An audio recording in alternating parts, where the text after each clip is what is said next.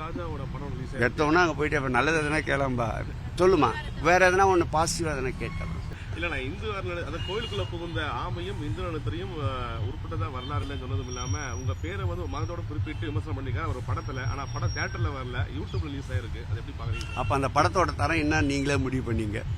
தியேட்டரில் கூட வெளியிடுவதற்குண்டான தகுதி இல்லாத ஒரு படத்தில் நடித்த தகுதி இல்லாத ஒருவர் தான் நீங்கள் சொல்லுகின்ற அந்த பெயருக்கு உரியவர். ஒன்று. இரண்டாவது, இந்த ஆட்சியை பொறுத்தளவில் எல்லோருக்கும் எல்லாம் என்ற ஆட்சி. இனத்தால், மொழியால், மதத்தால் நாங்கள் யாரையும் பிளவுபடுத்தி பார்ப்பதில்லை. எனக்கு அருகிலே நின்று கொண்டிருக்கின்ற IAS அதிகாரிகள் எந்த மதம் என்றே எங்களுக்கு தெரியாது. கேள்வி கேட்கின்ற நீங்களும் எந்த மதத்தினரே எனக்கு தெரியாது. ஏதாவது இப்படி கேள்வி கேட்கின்ற போது ஏதாவது விரும்பத்தகாத நிகழ்வு என்றால் கூட நீங்கள் எந்த பத்திரிகையாளர் என்று தான் கேட்போமே தவிர எந்த மதத்தினர் என்று கேட்பது கிடையாது. ஆனால் நீங்கள் சொல்ல அந்த நபரிடம் ஏதாவது பத்திரிகை செய்தியை கேட்டு பாருங்கள், அவர் குறிப்பிட்டு பேச எந்த மதம் என்பார். அதனால் மதத்தால், இனத்தால், மொழியால் மக்களை பிளவுபடுத்த வேண்டும் என்று நினைக்கின்ற அந்த தீய சக்தி இந்த தமிழகத்தில் அவருடைய பணிகள் எடுபடாது. அதனுடைய குமுறல் தான் திருக்கோயில். 4000 திருக்கோயில்களில் குடமுழுக்கு காணப்போகின்றோம். அதிலும் வரலாற்று சிறப்புமிக்க நிகழ்ச்சி ரவீஸ்வரர் ஆலயம் வேசார்படியில் அமைந்திருக்கின்றது.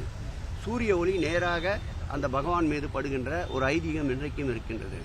அந்த திருக்கோயில் 5.5 அடி பள்ளத்திலே சென்று விட்டது தரை மட்டத்திலிருந்து. அதை இடித்து கட்டுவதற்கு சாத்தியக்கூறுகள் இல்லை. இடித்து கட்டுகின்ற கட்டுமானத்திற்குண்டான வல்லுநரும் நம்மிடையே இல்லை. ஆகவே அதை லிப்டிங் முறையில் தூக்கி கொண்டிருக்கின்றோம். 24 திருக்கோயில்களை தமிழகத்திலே அதுபோல் லிப்டிங் முறையிலே தூக்குவதற்கு பணிகள் ஆரம்பிக்கப்பட்டு சமீபத்தில் கூட காளிகாம்பாள் திருக்கோயில் அந்த பணியை நானே சென்று ஆரம்பித்தேன். அதில் 11 திருக்கோயில் பணிகளை முடித்திருக்கின்றோம்.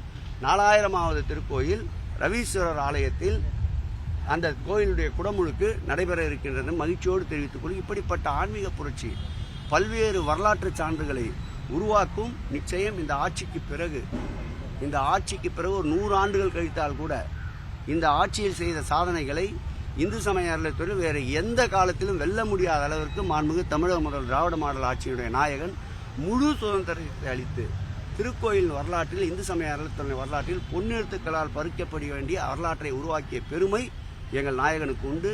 நேற்றைக்கு கூட பார்த்தால் காலையிலே பாம்பன் சாமியிலே 6666 அவர் பாடல்களை புதிதாக புத்தக வடிவில் தயாரித்து அந்த பதிகத்தை வெளியிட்டோம். அவர் வாழ்ந்த மண் இது. அந்த திருக்கோயில் 36 ஆண்டுகளாக நீதிமன்ற வழக்கால் தடைப்பட்டிருந்த சூழல்.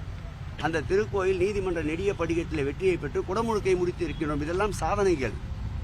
நேற்று மாலை எடுத்துக்கொண்டால் அதேபோல் காலையிலே பார்த்தசாரதி கோயிலே பாசுரங்கள் படிக்கின்ற நிகழ்ச்சி, மாலையிலே எடுத்துக்கொண்டால் கூட்டு பிரார்த்தனை கச்சாலீஸ்வரர் திருக்கோயிலில்.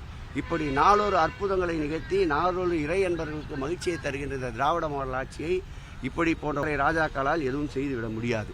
1,25,00,000 மனங்களை வென்ற தந்தி டிவி யூடியூப் சேனல். தவிர்க்க முடியாத தம்ப்நெயில்ஸ், கலக்கலான கான்டென்ட்ஸ். நீங்களும் இந்த குடும்பத்தில் இணைய இப்பவே சப்ஸ்கிரைப் பண்ணுங்க. அசுரபலம் கொண்ட எங்கள் டிஜிட்டல் கரங்களில் உங்கள் விளம்பரங்களை சேர்க்க வாட்ஸ்அப் பண்ணுங்க 8939888378. Email advttv@dttv.in.